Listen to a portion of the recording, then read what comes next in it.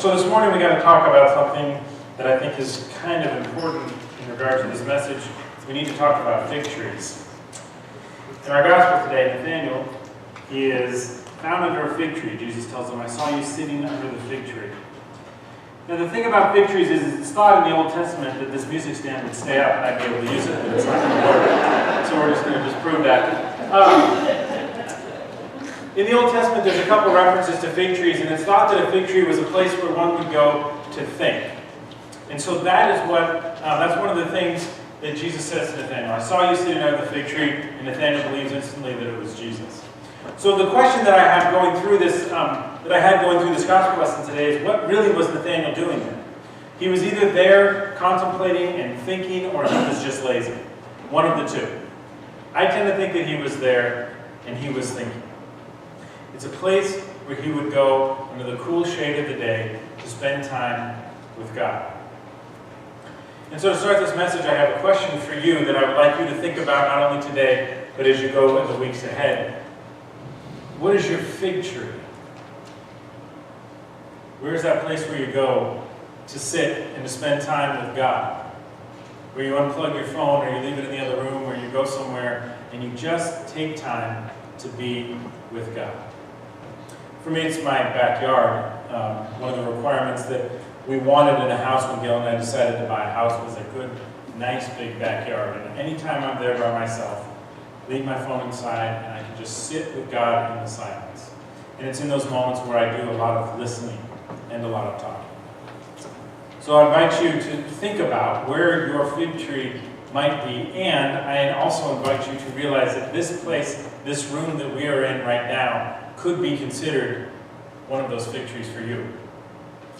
Anytime, if we're here, if the staff is here and you want to come into this place and you want to pray and you want to spend time with God, you're more than welcome to. You just need to know the preschool kids are in here for about 40 minutes on Wednesdays or Thursdays, but I promise, if you were in here when the preschool kids come here, you'll see God in these children.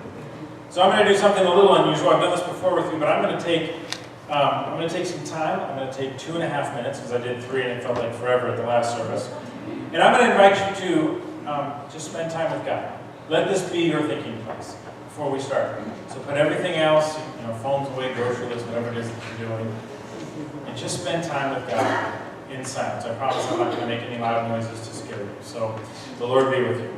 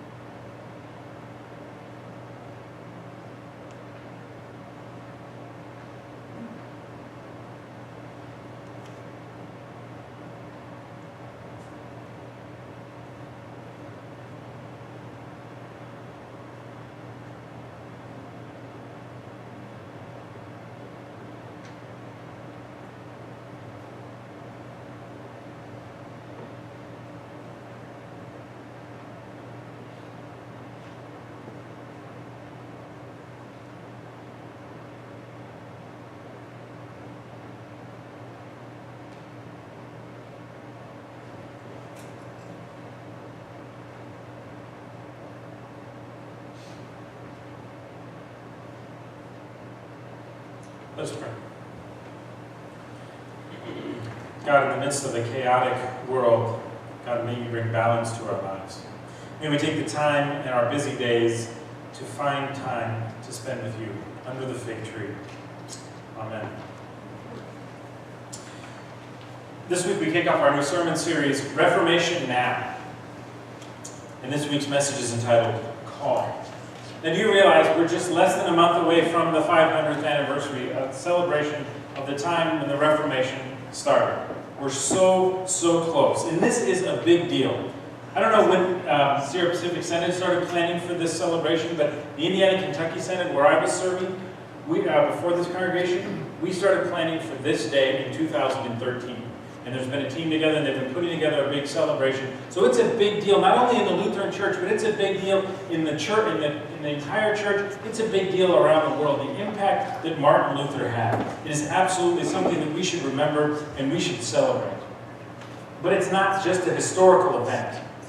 The other day I was talking to a patient in the hospital, and I walked into the room, and we just kind of had our usual patient-chaplain banter back and forth, and at some point in the conversation he said, "So what the heck is a Lutheran?" I thought, all right, this is my opportunity. What's a Lutheran? Here we go. Let's test my knowledge. And I began to tell him a little bit about how the history of the church came about. I told him who Martin Luther was, told him the story of Luther being in the middle of a thunderstorm and saying, "Dear God, if you get me out of this, I'll go into the ministry," and God getting him out of this and him going into the ministry. I talked about his problems that he had with the Catholic Church and how he started the Reformation. I even told this guy the story of Martin Luther's marriage to his wife, who, when he met her, he didn't really like her. In fact, he kind of thought she was gross. But at the end, he did. It's a great story. But at the end of Martin Luther's life, he said, "I could think of no better partner to go through life with." It's an awesome story. And so, after I got done with my little dissertation on Luther, I ended it by saying to him, and at the end of October, we're celebrating the 500-year anniversary of the start of the Reformation. This guy was awesome. He was in his mid-30s, and he was in the hospital with something that was serious enough to require a stay overnight, but wasn't serious enough for him to start thinking about the afterlife. And so, I think he just wanted somebody to talk to him. And so when I was done, he stopped, and I said, "So anything that you need?" He goes, "Yeah, Mike, could you hand me the nurse call button?" And I said, "Sure, yeah, why? What's going on?" He goes, "I think I'm about to code." Now, I've been in a few hospital rooms. Never have I had a patient predict that they were about to code. And I said, "Oh my gosh, we don't need to call the nurse. Let's go get her." And I stand up to go get the nurse, and he laughs and says, "I'm just kidding, I'm just kidding. I was trying to think of a way to get you to stop talking about history and just talk to me." I wasn't insulted. He was sarcastic. You know me, I'm sarcastic too. He said, "I didn't want a history lesson. I just want to know what a Lutheran is. What do you guys do? What do you guys believe? What is it about Lutherans that makes them special?" He said, "Dude, I wasn't looking for a history lesson." So I've been a part of the Lutheran Church for 39 years and almost 40 years. I'm not going to say I'm 40 yet, but and I've been a part of it for 39 years, and we love to talk about the past. And we love to talk about history. We love to debate history. We love to talk about what Luther did. We love to talk about theology. We love the story of Martin Luther nailing his problems with the Catholic Church to the door of the church. And I believe that history in the church is something that should be celebrated and remembered. But if we treat the Reformation as if it was a historical event only, then perhaps we lose sight of the fact that today we are celebrating the 180,591 day of the Reformation. So there have been, let me do that again, 185,591 days. This is the 91st day since the Reformation happened. The Reformation is not something that happened in the past and then all of a sudden it stopped when Martin Luther closed his eyes and stepped into eternity. The Reformation is something that continues on today. Hence the title of our sermon series for October as we move towards the Reformation, Reformation Now. So that's been part of my experience being part of the Lutheran Church. We love to talk about history. The other part that we talk about a lot in the church that I grew up in was the future. I grew up at Good Shepherd Lutheran Church in Reno, and it was an awesome church, but one of the things that we were constantly talking about and constantly worried about was the future. Part of my confirmation requirements class was to go sit down with a member of the staff at the church and to just ask, "What do you do?" It's a good question. It was a really good question. So I sat down with the senior pastor of the church, and I sat down with his name was Pastor Jim, and I said, "Pastor Jim, what are you working on?" He says, "Right now I'm working on my council minutes." says, I've got to report to the council tomorrow night, and I'm just looking at all the minutes. And I said, well, what's going on in the church? He goes, we're a little worried. We're a little worried because attendance has been off the last couple of months, and we don't really know what that means. We don't really know if this is a trend or if this is just a quick thing. So he was really worried about that. I went home and talked to my dad about it, and my dad said, yeah, we were worried about that 4 years ago too. Because it's just kind of one of the things that we talk about at Good Shepherd. The past is something that we like to celebrate. It's something that we should remember. In the future, sometimes, not only as the church, not only but as individuals as well, we worry about the future as well. So that's why I want to focus on the title of this sermon series, Reformation Now. The here and the now of the Reformation. Because it's taking place within our midst. Today's gospel lesson, we have the story of Philip and Nathanael being called. We're told that Jesus decides to go to Galilee, and he comes up to Philip and he says to him, follow me. And Philip gets all excited, and no doubt he jumps up and says, okay, I'll do it, but I've just got to do this one thing. I got to go find my friend Nathanael. And he goes to Nathanael and he says to him, we have found the one whom Moses in the law and also the prophets wrote about, Jesus, son of Joseph from Nazareth. Imagine Philip's excitement realizing who he's found. So he comes up to his friend and he shares this wonderful news, and Nathanael's response is, please. What good can come from that town, that small town, that podunk town that nobody's ever heard about? There's nothing good that comes out of that town. Roman soldiers are there. They pretty much run the place. It's a drive-through town on your way to bigger and better things. What could possibly... It's not even really mentioned back in our scriptures that Nazareth is anything of importance. What good could this town do? Nathanael is understandably skeptical of what his friend Philip is saying. And his response tells us that he has, if not visited Nazareth, he's at least heard about it. And heard it's no good. It's a crummy town. Put yourself again in Philip's shoes. You just realized that the Messiah has called you to follow him in his ministry.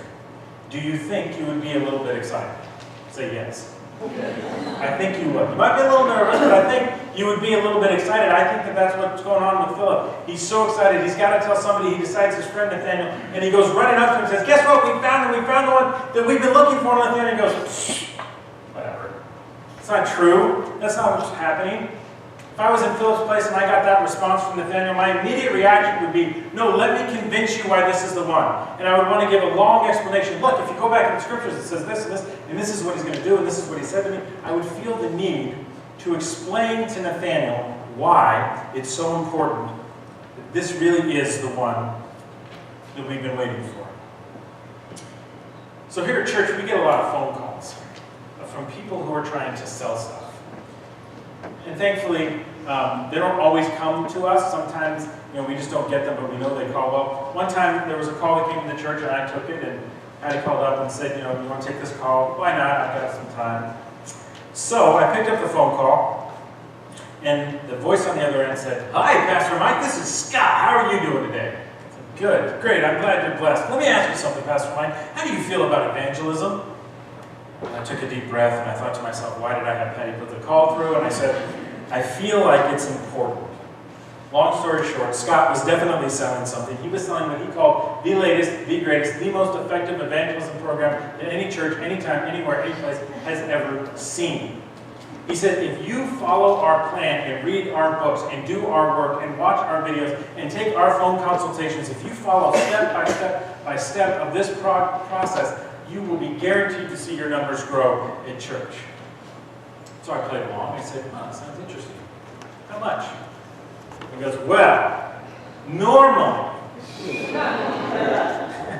know where I'm going with this. Normally, it would cost for the material, the videos, the books, the phone consultations, it would cost you $550. But because I have it on the phone right now, I am able to, just this once, never again, am I able to do this. I am able to knock off $75 off the cost, and I'll throw in free shipping. So, I need to make an apology to you because I did not buy it. I did not take it. I did not say, yes, I'll sign up for it. I did not say I'd do it. I didn't take it that day. And I didn't take it a week later when he called me back and said, guess what? Now I can take off $100 and free shipping as well.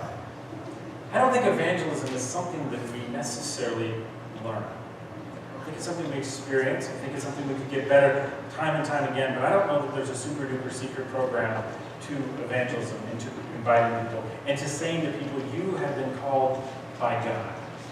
I think it's really easy. So Philip gets this response from Nathanael, and as I said, if I got that response from Nathanael, I would want to give a long list of bullet points about why I'm right and why this man, Jesus, is the one we've been waiting for. But Philip actually has a better plan. He has a better formula for how to share this message with people. So Philip comes up to Nathanael and says, we found him. Nathanael challenges Philip, and Philip's response is, and if you had sermon notes this morning, I'd have you write down this formula because it's awesome. It'll work. Philip says, when challenged by his friends, he says, come and see.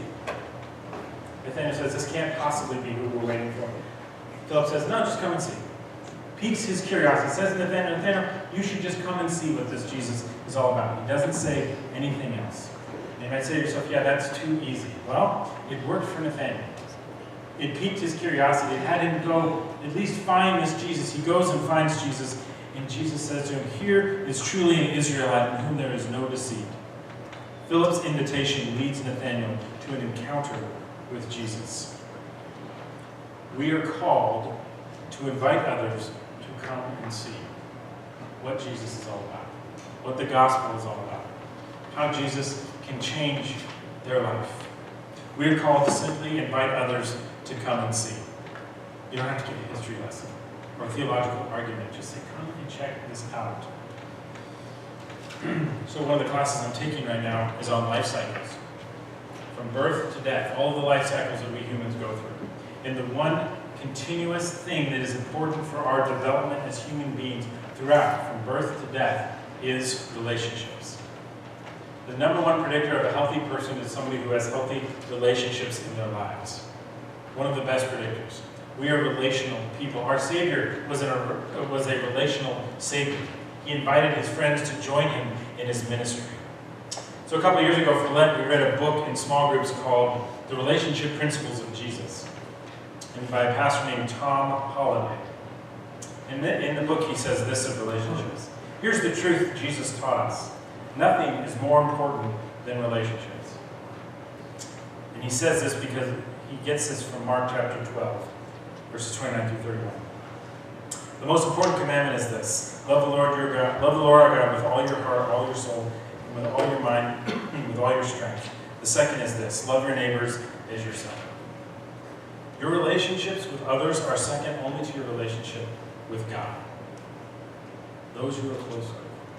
Simply say to them, come and see the difference that God has made in my life. A simple invitation with life-changing possibilities. In our gospel, Nathanael has this encounter with Jesus and says to him, Rabbi, you are the Son of God. You are the King of Israel. And Jesus responds with this, and I'm reading from the Message translation. He says, you become a believer simply because I saw you the other day sitting under the fig tree. You haven't seen anything yet, Jesus says. Before this is over, you're going to see heaven open and God's angels descending to the Son of Man and ascending again. Friends, the past is something that we should know and we should learn from and we should celebrate, but not something we should long for. The future is something that only Jesus knows, so we might as well trust him. And no matter where we go and no matter what happens in our lives, Jesus is in control. It's here now that we can say to our brothers and sisters, we can say to our friends, we can say to those that we're in relationship to say, come and see. Come check out what Jesus has to offer. This very moment, we are called to invite others to come and see. Come and see what this man from Nazareth come and see what good this man from Nazareth really is. Come and see how Jesus can change the life of so many people. Come and see how following Jesus' command to love God and to love our neighbors can change your life. Come and see the difference that Jesus can make. So friends, may we celebrate and learn from a past that we cannot change. May we be called to live in love towards those around us in the here and now, inviting those we're in relationship with to come and see. And may we face this unknown and sometimes unsettling future. May we be called to more fig trees, to sit under the shade and spend time with the Heavenly Father. Amen. The peace of the Lord be with you always. Please share that peace with everyone around you.